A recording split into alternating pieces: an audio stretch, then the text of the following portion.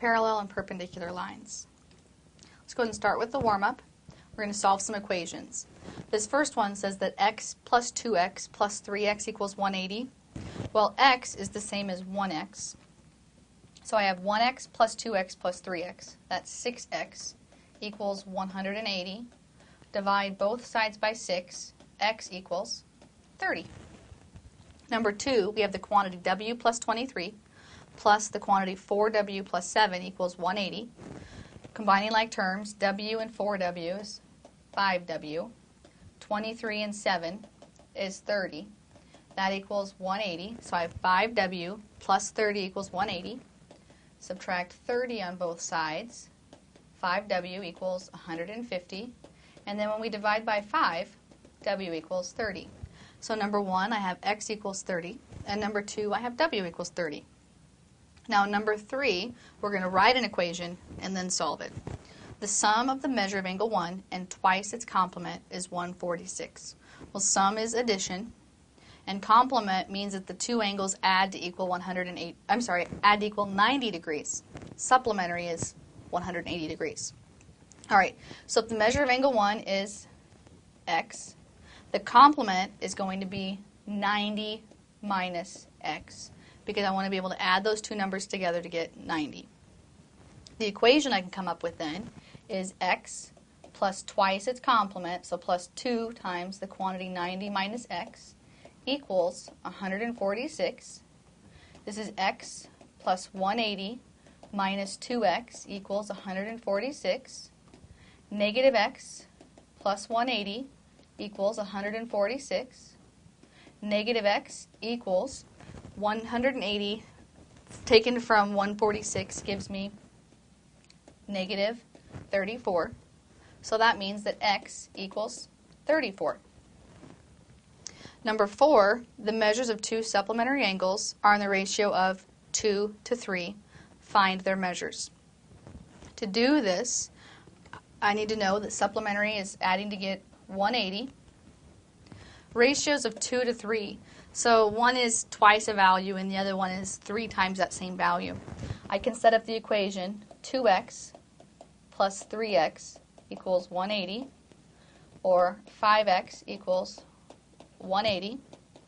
When I take 180 and divide by 5, I end up with 36.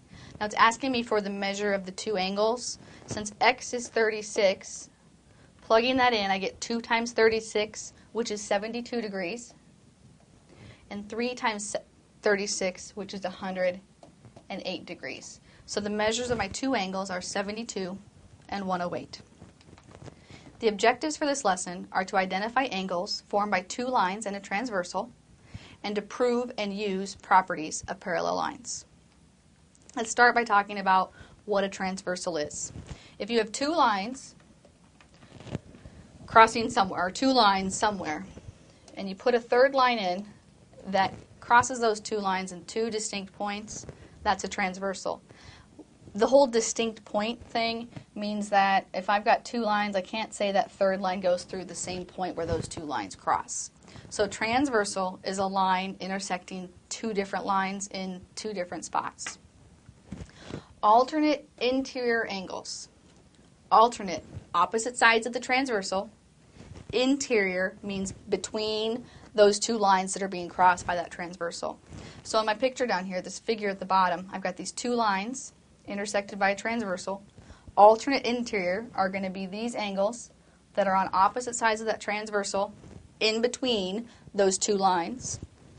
And they're also going to be these two angles right here. So I've got 1 with 2, those are alternate interior angles, and 3 and 4, those are alternate interior angles. Opposite sides of the transversal or alternate sides of the transversal, and interior, inside those lines that are crossed by that transversal. Same side interior angles mean that those angles are on the same side of the transversal, interior, once again, in between those two lines. So from my picture here, 1 and 2, those are same side interior angles. 3 and 4, those are same side interior angles because they're on the same side of the transversal in between the two lines that are crossed by that transversal. And last but not least, we have corresponding angles. Corresponding angles mean they're in the same location. So this angle right here, angle 1 is in the upper left, so is angle 2. It's in the upper left. Angle 3, upper right. Angle 4, upper right. Angle 5, lower right.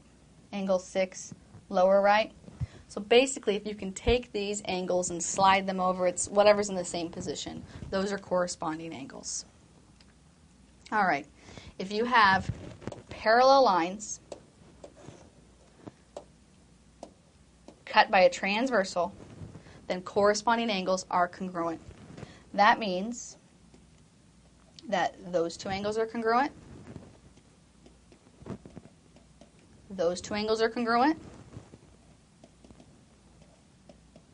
those two angles are congruent, and these last two angles are congruent. So you can actually take these four angles, slide them over, and they should all be congruent. All corresponding angles are congruent when you have a transversal intersecting two parallel lines. All right, same idea, parallel lines cut by a transversal. Same side interior angles are supplementary. That means these two angles add to equal 180, and these two angles add to equal 180 degrees. Same side interior angles are supplementary when you have a transversal intersecting two parallel lines. All right, one more. Parallel lines cut by a transversal. Alternate interior angles are congruent. These two angles, congruent. They're alternate sides of the transversal, interior, because they're inside those two parallel lines. Didn't mark them parallel this time. This other set of parallel lines, other set of alternate interior angles are also congruent. When you have parallel lines cut by a transversal, alternate interior angles are congruent. All right, let's practice naming some of these. This first one, we're going to name alternate interior and same side interior. Alternate interior, I'm going to abbreviate AIA. Alternate interior angles. The alternate interior angles are opposite sides of the transversal in between the lines that are intersected. And I have angle 1 and angle 2. I also have a pair, angle 4 and angle 3. So I have two pairs of alternate interior angles. Same side interior angles. I'll just call that SSI. Same side interior. Same side interior, I've got 1 and 4. And I also have angle 3 and 2. Okay, this next one, alternate interior angles. Once again, angle 1 and angle 2, opposite sides of the transversal in between those two lines. My other pair, angle 4 and angle 3. Same side interior are going to be angle 1 and angle 4 because they're on the same side of the transversal in between those two lines that are cut by the transversal. And angle 3 and angle 2. Now in this last figure, I have more angles that are labeled. The angles 5, 6, 7, and 8 are what we call exterior angles because they're on the outside or the exterior of those two lines cut by the transversal. Labeling my alternate interior angles, so the pairs of alternate interior angles, I have angle 1 and angle 2, angle 4 and angle 3, and then the same side interior, I've got angle 1 and angle 4 and angle 3 with angle 2. Okay, here I've got a diagram of the Lafayette Regional Airport. These black segments are the runways, the gray areas are taxis. We're supposed to classify angle 1 and angle 2 as alternate interior, same side interior, or corresponding angles. Okay, my angle 2, there's a little arrow. This is angle 2, and this is angle 1. Notice that angle 1 is on the outside. It's an exterior angle, So right away I know that it's not going to be alternate interior or same side interior with any of the other angles since it's on the outside. And now I need to just check to see if they're corresponding angles. I can see that angle 1, I'll put my 1 back in there, is on the lower right. Angle 2 is also the lower right. So these two angles are corresponding angles. All right, let's go ahead and do an activity to show how all these angles are related. All you need is a piece of paper and then either a piece of tracing paper or a transparency. I just used one of those pocket sleeves you can get. Anything that you can actually see through so that you can trace onto it. And what you need to do is make parallel lines. To make my parallel lines, I just stuck a ruler on my paper and I drew a line on both sides of the ruler. And then cut it by a transversal. Label all 8 of your angles. 1, 2, 3, 4, 5, 6, 7, 8. You can label them any way you want.